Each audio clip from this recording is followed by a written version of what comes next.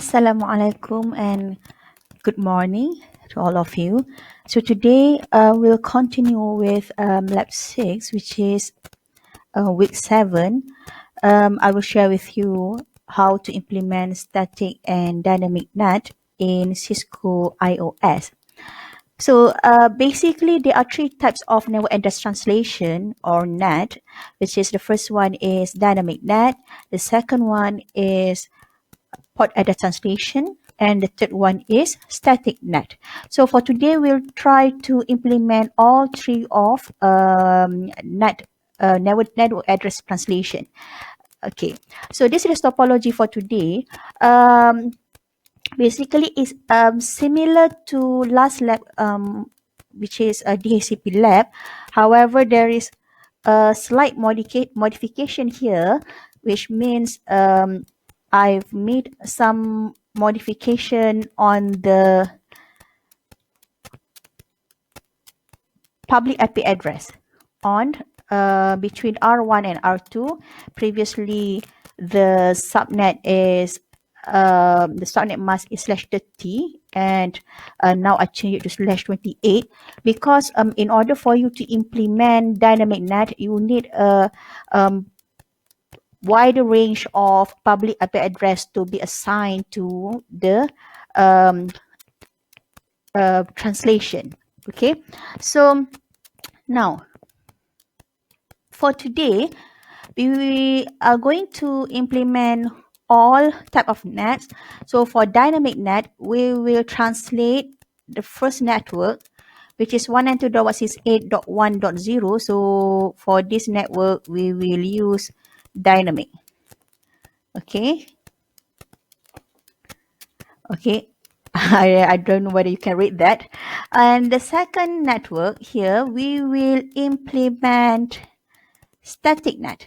So you know that static NAT is one-to-one translation. So the translation is from a single host IP address, a single host private IP address to a single public IP address. So we're going to translate the IP address for the server, which is currently 192.168.1.142 to a public IP address. So for this network, we will implement a static. For this server, actually, it's not a network.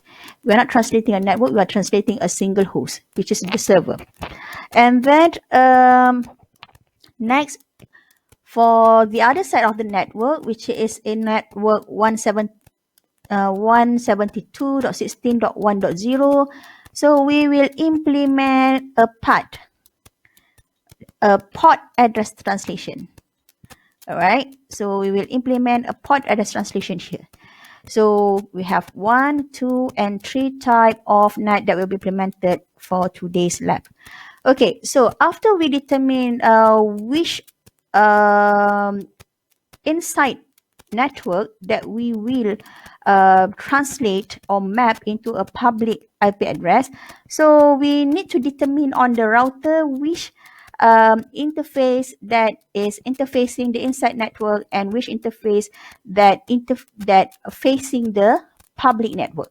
So on R1, so for today, because the affected translation is in this area, so we are going to configure R1 and R3 only. So on R1, any interface on this part, so this will be the inside network. Okay, so this will be the inside network. And this one, it will be the outside network. It's a very important for you to identify which one is inside, which one is outside, because in order for you to apply or place the NAT on the interface, you need to understand what are the inside address and what are the global address or the outside address. So on R3, so this part will be out and this part will be the inside. So basically the interface S001 is facing the outside network, and interface G0 gigabit Ethernet will be facing the inside the network. Next, let us look at the addressing table. So because I've made a modification on the CIDR for public network on R1, so you can see that now S00 for R1 is .1/28. So you need to remember to modify your packet tracer according to the new IP address on R1. So the affected interface is S00. So on ISP, okay, so basically the IP address is the same, but we change the CIDR, okay, to give a range for the public IP address. On R3, so because we have used a range of IP address between R1 and ISP, so the start IP address for ISP is .17, and on R3 S001, so the IP address is 18. So I need to remind again for you guys that you have to change the IP addressing on your packet tracer. So now for PC0, so we will use translate the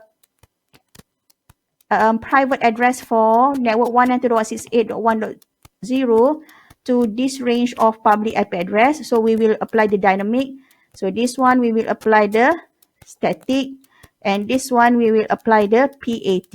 Okay, this has been explained in the previous diagram.